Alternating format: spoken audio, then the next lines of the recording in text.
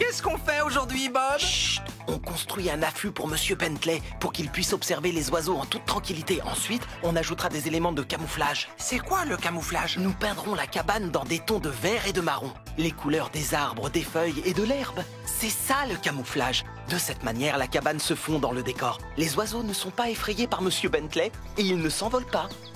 Quelle bonne idée, Bob! Bien joué, Scoop.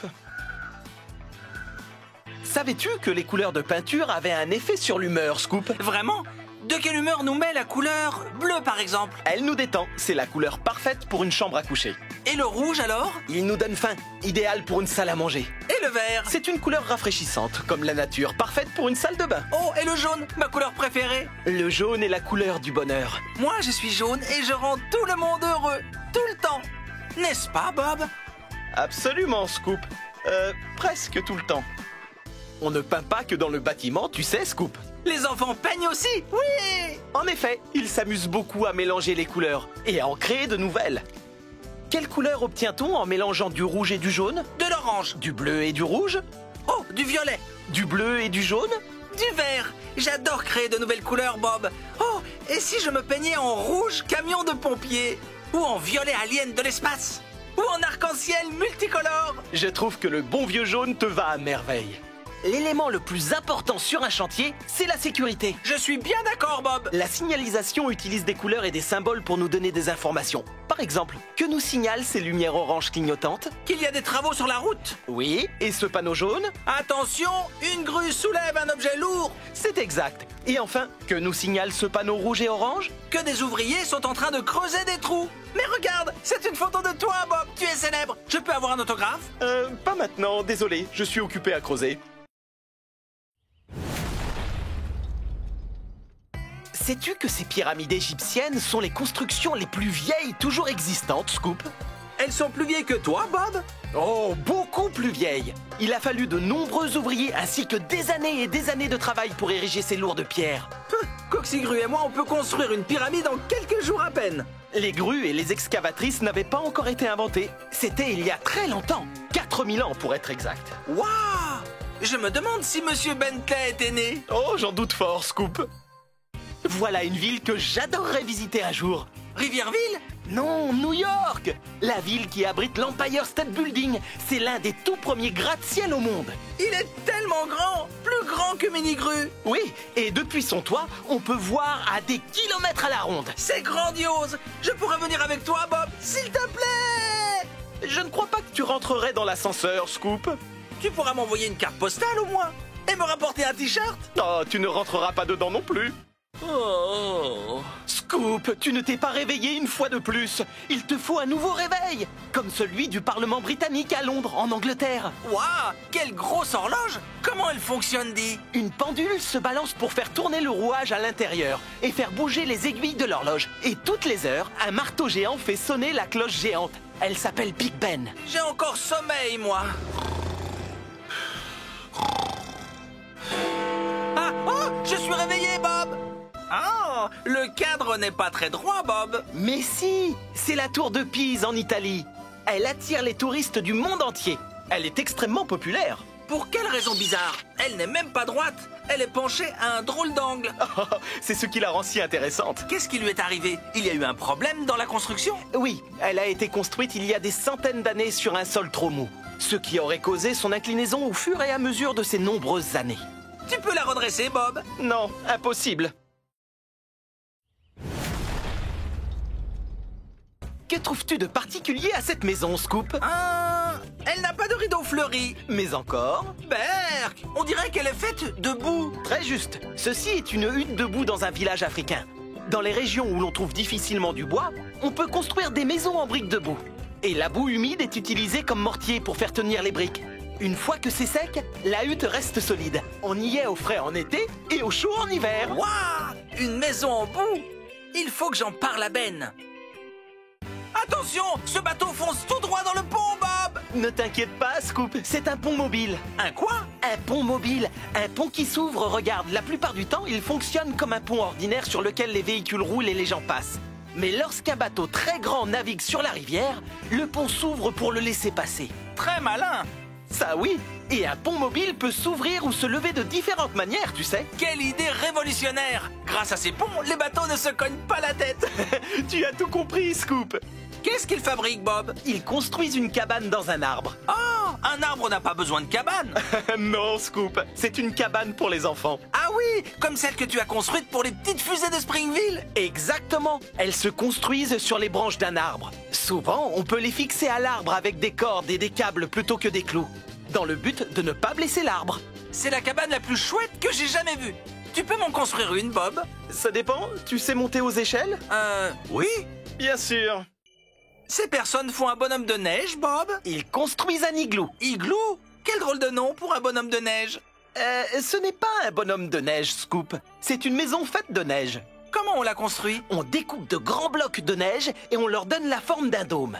À l'intérieur d'un igloo, c'est chaud et douillet. On peut y boire un chocolat chaud? Igloo, igloo, igloo. On peut construire un igloo maintenant, Bob? Non, Scoop. Pourquoi pas? Nous sommes au beau milieu de l'été. Ah, voilà pourquoi je n'ai pas vu beaucoup d'igloos. Prépare-toi, Scoop. C'est l'heure de jouer à ton jeu préféré. Quel est ce bruit? Vas-y, envoie, Bob. Quelle machine fait ce bruit? Une tondeuse à gazon? Plus grande. Oh, un véhicule tracteur qui tire une remorque? Plus petite.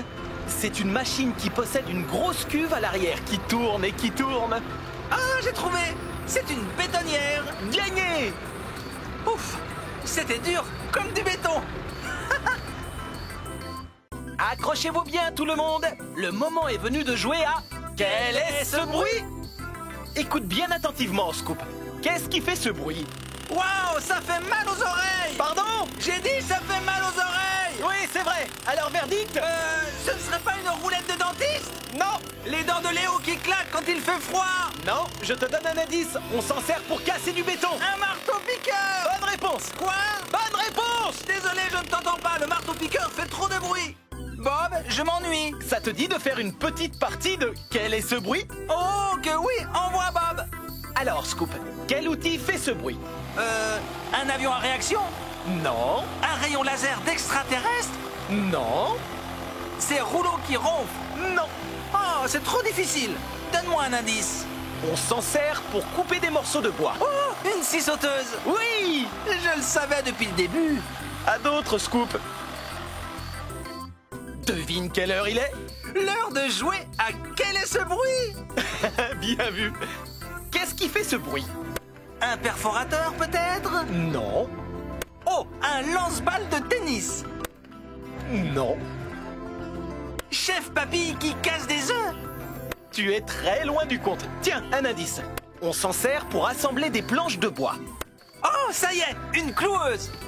Bien joué, Scoop. Je t'ai cloué le bec, hein?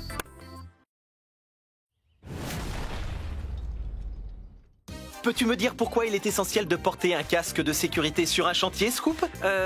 Pour ne pas attraper de coups de soleil? Non. Pour que le cerveau ne prenne pas froid? Non. Oh, je sais. Pour ne pas être décoiffé. Pour protéger sa tête des nombreux dangers présents sur un chantier, tels que les fils électriques qui traînent ou les objets auxquels on peut se cogner.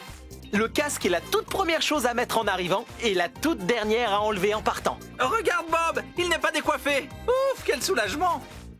Il est également primordial de se protéger les yeux et le visage sur un chantier. Regarde, cet ouvrier met ses lunettes spéciales. Pour voir à travers les murs avec une vision à rayon X, la chance! Non, Scoop. Pour protéger ses yeux des projections éventuelles de morceaux de matériaux. Lorsqu'il se sert du marteau-piqueur, de la tronçonneuse ou lorsqu'il soude, un masque anti-poussière s'avère également utile pour empêcher l'inhalation de poussière, de peinture ou de produits chimiques. Tout cela est très prudent, mais il y a un problème. Lequel? Comment tu veux qu'il mange son déjeuner? Une bonne paire de chaussures de sécurité fait partie de l'équipement de chantier. Pour ne pas avoir les pieds trempés si on marche dans une flaque? Mais surtout pour ne pas se blesser les pieds avec tout le matériel dangereux qui traîne. Le casque anti-bruit fait lui aussi partie intégrante de l'équipement. Il protège notre ouïe du bruit assourdissant des machines. On peut écouter de la musique avec? Non! Mais je pourrais le mettre quand j'en aurai assez d'entendre les commentaires de Scoop. Quoi? Je plaisante, Scoop. Où doit-on porter un harnais de sécurité? Dans les montagnes russes? Non! Sur un chantier, voyons. Il faut en porter un lorsque l'on fait des travaux en hauteur. Tu as le vertige, Bob? Non, mais tout ouvrier doit prendre les précautions nécessaires pour éviter une chute.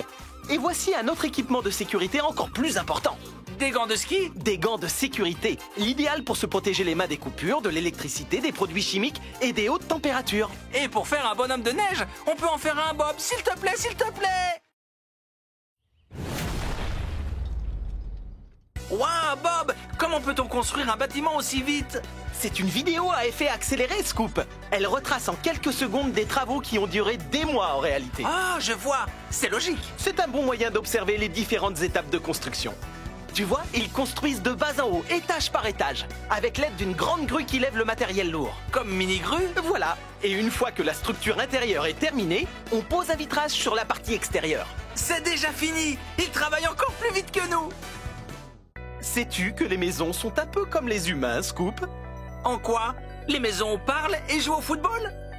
Non. Tout comme les humains, la plupart des maisons ont un squelette. Seulement, le leur est fait de bois. Et comme les squelettes humains, il s'agit d'une structure solide qui fait tenir l'ensemble. Une fois la charpente en bois terminée, on ajoute les murs, les fenêtres et le toit. Jolie maison, n'est-ce pas? Oh oui! Mais faites attention les enfants! Il y a un squelette à l'intérieur! Bob, je veux rouler jusqu'en ville, mais il y a une rivière qui me bloque le chemin! Dans ce cas, on a besoin d'un pont, Scoop. Tout d'abord, on construit une structure en acier qui permettra à la route de tenir. Ensuite, on construit la route qui traversera la rivière.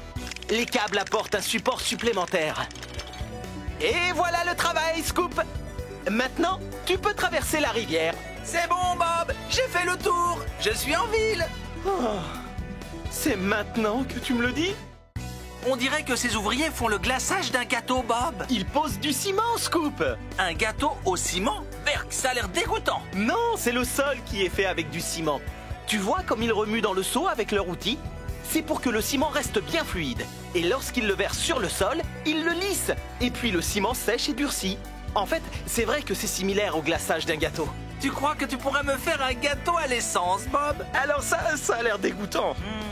Un gâteau à l'essence. Qui vit dans les châteaux, Scoop? Oh, facile! Les rois, les reines, les princes et les princesses! Oui. Et de nos jours, certaines familles aussi.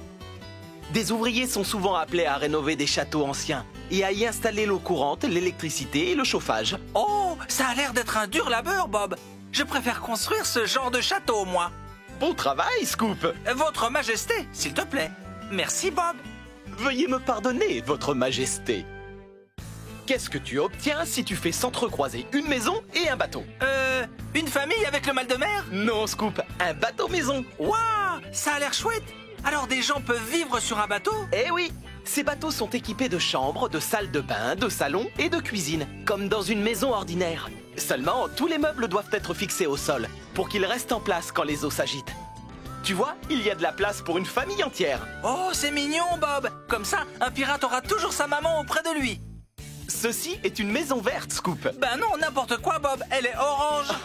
Je veux dire par là que c'est une maison écologique. Une maison qui ne nuit pas à l'environnement. Elle puise son énergie dans la nature. Certaines d'entre elles captent leur énergie du soleil grâce à des panneaux solaires ou du vent grâce à des éoliennes. Ces dispositifs génèrent de l'électricité. On peut aussi planter des arbres tout autour de la maison pour créer de l'ombre et la garder au frais en été. Cette maison est la maison verte par excellence. Waouh, incroyable, Bob. Mais tu devrais aller chez l'ophtalmologue. Elle n'est pas verte du tout. Regarde, Bob, un bateau géant. Il s'agit de l'Opéra de Sydney, Scoop. Quelqu'un qui s'appelle Sydney y habite alors? Non, il se trouve à Sydney, en Australie. Son toit a été conçu pour ressembler au voile d'un bateau. C'est un lieu où se produisent des spectacles de toutes formes d'art, du chant à la danse, en passant par l'opéra. Génial, je suis un excellent chanteur d'opéra. La la la la. Charmant. Je crois qu'on t'entend jusqu'en Australie, Scoop.